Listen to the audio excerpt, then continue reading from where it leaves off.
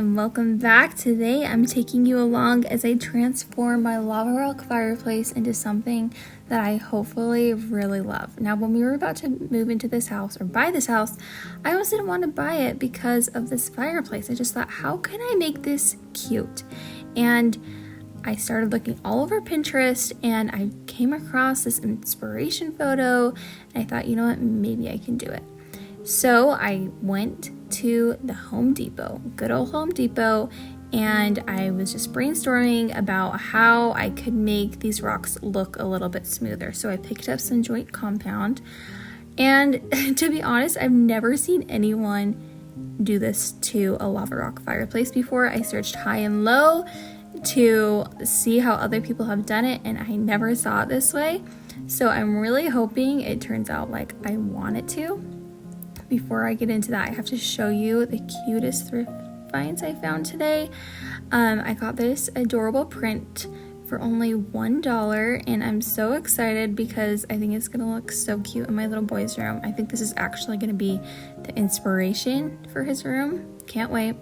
I also got this adorable, just charming little jar for $1, and it looks so cute with my new wallpaper. What do you guys think? Okay, back to the fireplace. So my goal here is to fill in the holes that the lava rock has. So lava rock is just very porous, and with higher end rock, it's usually pretty smooth. So my goal here is to just make it look like a nice smooth rock.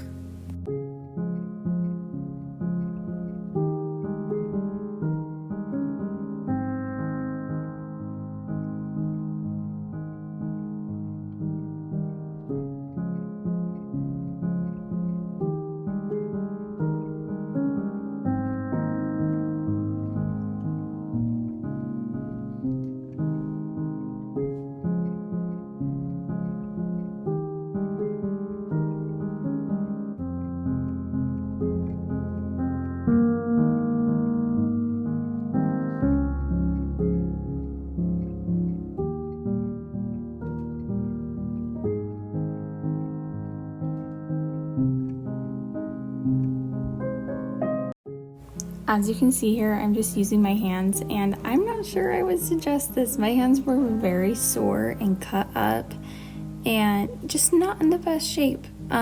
So I recommend getting some gloves. I got all the spackle on, and this is what it is looking like. You can see that there are like fingerprints basically of where I was putting it on. So now I'm gonna go through with a spray bottle, and I'm just gonna spray it and then just kind of smooth it out with my hands. So then it will look a little bit more smooth and rock-like. During this, I learned that it's very important to let all of the spackle dry before you paint or do anything to it. So I love that I got this joint compound that turns white when it's dry, so I could like completely tell when it was dry.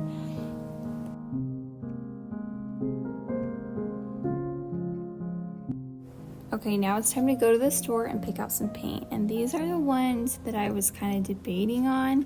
And then I came home with these ones. And the first one is Baby Fawn. I was actually thinking of painting my walls that color, so that's my lightest color. And then I just have two darker shades.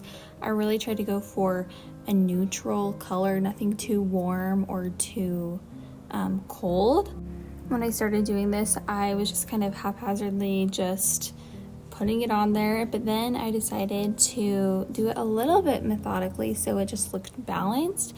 So I went in and put it in a triangle pattern, the darker color in a triangle pattern, and then at the end I would just kind of fill in the rest with a lighter color and the darker color.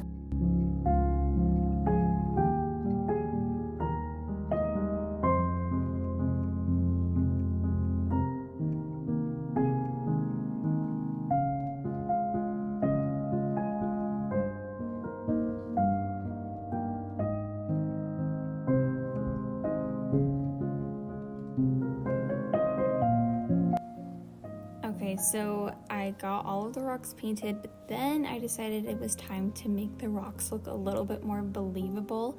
So as you can see over here, it looks a lot more rocky. And this is because I went in with a sponge and just dabbed on some of the darker color, and I think it looks pretty realistic. If I'm the one, if you're asking, I think it looks pretty realistic.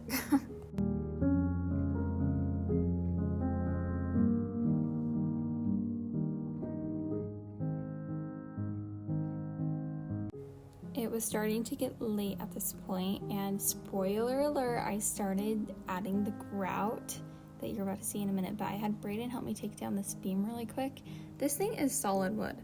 And also, one of my favorite things about like doing projects in an old house is taking something down and seeing what's behind. It's always quite alarming to see how many spiders and spider webs there are, and that's not my favorite. But this is how the grout is starting, and I could not wait to wake up the next morning and do the rest. Okay, if I'm being honest, I have never used grout before. I don't even know if I did this right. It was just kind of a wild guess. But I pretty much just mixed up grout and added water and mixed it until it was a pretty thick consistency. It almost reminds me of like a toothpaste consistency or like a frosting consistency. And I was surprised at how much grout this fireplace needed. Like, there are so many holes, and I kind of found like a neutral spot of how far I wanted the grout to come out, and I'm just grouting everything up into that part. So I want it to be like pretty flat. So yeah, you can kind of see what I'm doing here, but I bought 1 bag of grout in the beginning, and I ended up using 4 bags. So that just gives you an idea of how much grout I put on this fireplace. And I sped this up for you because it takes such a long time. Maybe I need a better tool. I'm guessing that's what I need to do.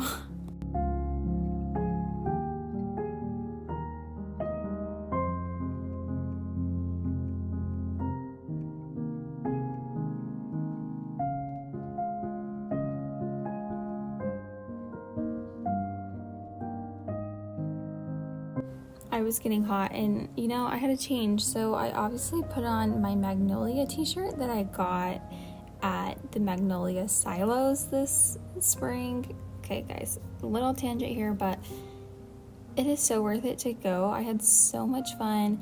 I went with a few of my friends, and I was just so inspired on how Joanna just takes old things and gives them new life.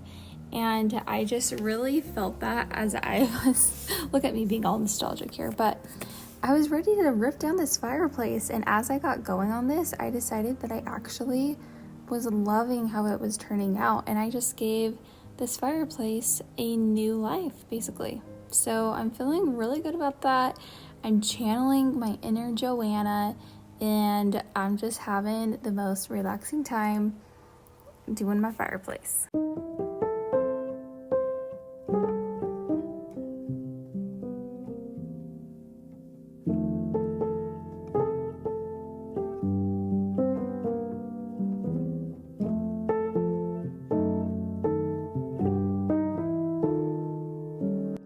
Is where I feel like things really started to come to life. So once the grout has dried, probably like 90%, I go in with water and I smooth it down with a rag, but mostly my hand, which guys, again, I don't recommend. My hands were so beat up, and I would kind of like smear it over the rock, but then I would go through with water and I would just uncover the rock to like how I wanted it.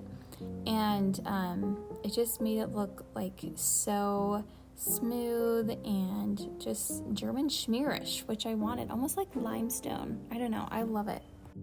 As I got to this middle part, it was kind of hard for me to figure out how I wanted to do it because my fireplace does have some ventilation, so I wanted to leave some open, but this part took a lot of grout. Anyway, after this, Talmadge decided he wanted to help me sand down my beam, and this was the perfect job for this kid. It was a beautiful night. Braden was mowing the lawn with the other kids, and the sunset was amazing.